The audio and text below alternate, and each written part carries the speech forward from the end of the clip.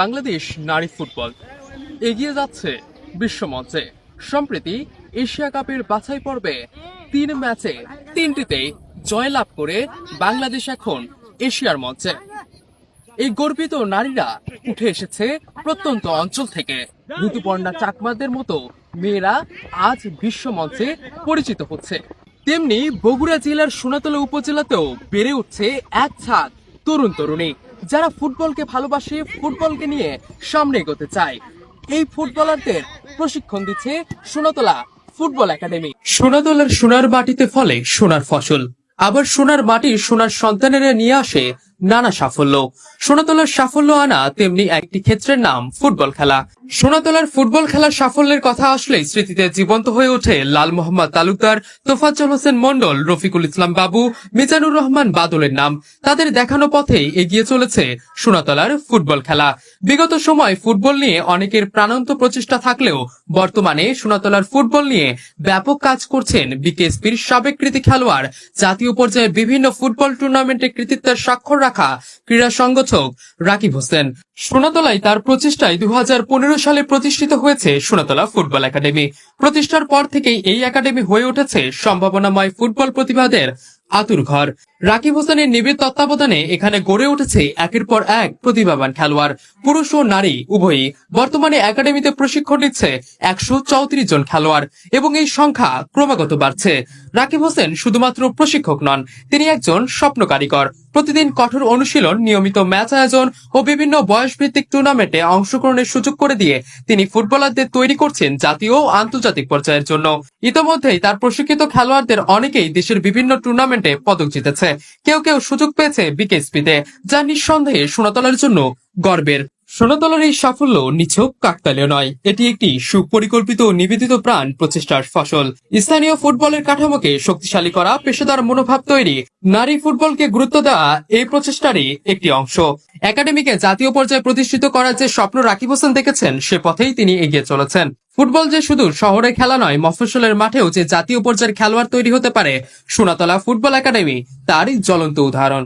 তোমরা যে অনেকদিন ধরে এখানে ফুটবল খেলছো, তোমাদের বড় আপুরা আজকে দেখো সম্প্রতি এশিয়ার বাছাই পর্বকে ডিঙিয়ে তারা এখন বর্তমানে এশিয়া কাপ খেলবে সামনে। সুতরাং তোমাদেরও তো স্বপ্ন আছে নিজেকে সেই পর্যায়ে দেখার। তো এই যে সেই পর্যায়ে দেখবা, তার মধ্যে যে সমাজের প্রতিবন্ধকতা আমরাগুলো দেখি, বিশেষ করে নারীদের ক্ষেত্রে পর্যায়ে, ধরো যে কেউ অফিস ওয়ার্ক করছে, সেখানেও নারীদের সমালোচনা হয়। আর তোমরা তো ফুটবলের মতো খেলা খেলছো, সেক্ষেত্রে তোমাদের সমাজ থেকে কি প্রতিবন্ধকতাগুলো তোমরা ফেস করছো?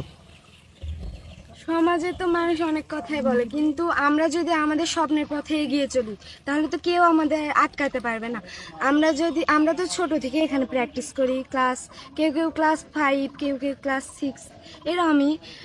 বড় আপুরা যেমন সবার কথা এড়িয়ে তাদের স্বপ্নের পথে পা দিচ্ছে, আমরাও ওই রকম বড় হয়ে কিছু করতে চাই, বাংলাদেশকে কিছু উপহার দিতে চাই।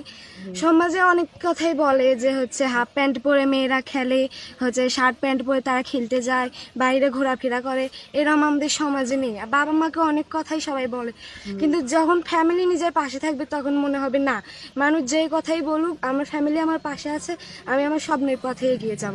এইরকম যখন সবাই বলে যে মেয়েরা কিছু করতে পারবে না, যখন মেয়েরা বড় হয়ে বাংলাদেশকে কিছু উপহার দিবে, তখন সমাজের লোকেরাই বলবে না, এই মেয়েকে আগে আমরা এসব বলতাম, কিন্তু এ এখন সমাজে মুখ উজ্জ্বল করছে। আচ্ছা, ধন্যবাদ। তোমার ফেভারিট ফুটবলার প্লেয়ারকে, কাকে ফলো করা হয়? Lionel Messi. মেসিকে সবাই? কে কাকে ফলো করো বলো তো?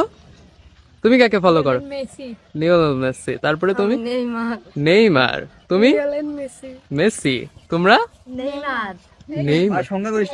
Neymar, Messi. সুতরাং এখানে আমরা দেখছি যে আসলে ব্রাজিল কিংবা আর্জেন্টিনার যে সমর্থক, তাদের কিন্তু সংমিশ্রণ আমরা দেখতে পাচ্ছি, কিন্তু তারা চায় একই সাথে এই বাংলাদেশকে একদিন রিপ্রেজেন্ট করতে, বাংলাদেশ একদিন বিশ্বকাপে খেলবে, সে আশা তারা রাখে এবং তারা সেটাকে বাংলাদেশকে প্রতিনিধিত্ব করতে চায়। সোনাতলা ফুটবল একাডেমির যাত্রাটা সম্পর্কে জানতে চাই।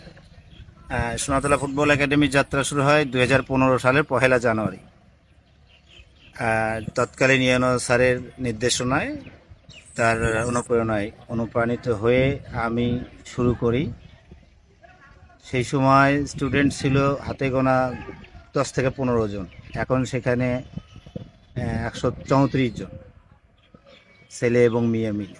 আপনার আরেকটু বলি, সেটা হচ্ছে বগুড়া জেলা যে মহিলা টিম, সেখানে আমাদেরই 10 থেকে 12 জন নেতৃত্ব দেয়, মানে 10 থেকে 12 জন সদস্য সোনাতলা ফুটবল একাডেমি তথা সোনাতলা উপজেলা ক্রীড়া সংস্থা, এখানে তাদের একটা অবদান রয়েছে। বিশেষ করে শফিকুল আলম স্যারের নেতৃত্বেই প্রথম নারী টিম আমরা গঠন করি। আর তারপরে শফিকুল আলম স্যার চলে যাওয়ার পরে পরবর্তীতে যে ইএনও মহোদয়রা এসেছে, তারা এটাকে একটু টেক কেয়ার করেছে, তবে সেভাবে নয়।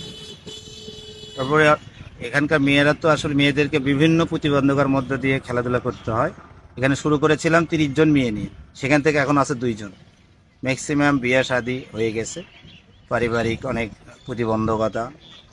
দেখা যাচ্ছে যে একটা মেয়ে ভালো খেলে কিন্তু ফ্যামিলির থেকে দুলাভাই খেলতে দেন, তারপরে চাচারা খেলতে দেন, মানে সামাজিক একটা, যেহেতু আমরা মুসলিম, বিশেষ করে এখানে আমাদের হিন্দু মেয়ে নেই।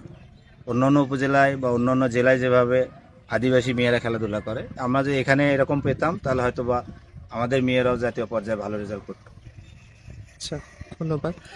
সোনাতলা ফুটবল একাডেমি থেকে কোনো কৃতিত্ব আছে কিনা? কেউ জাতীয় দলে বা সেই রকম টায়ারে খেলছে কিনা? সোনাতলা ফুটবল একাডেমি থেকে 4 জন প্লেয়ার, 2 জন ছেলে 2 জন মেয়ে ন্যাশনাল ট্রায়ালে অংশগ্রহণ করে, কিন্তু পরবর্তীতে তারা সেখান থেকে ব্যাক করে। এখন বর্তমানে আমাদের একটা মেয়ে একটা ছেলে বিকেএসপিতে অবস্থান করতেছে, তারা বিকেএসপির ছাত্র হিসেবে বিভিন্ন জায়গায় খেলাধুলা করতেছে।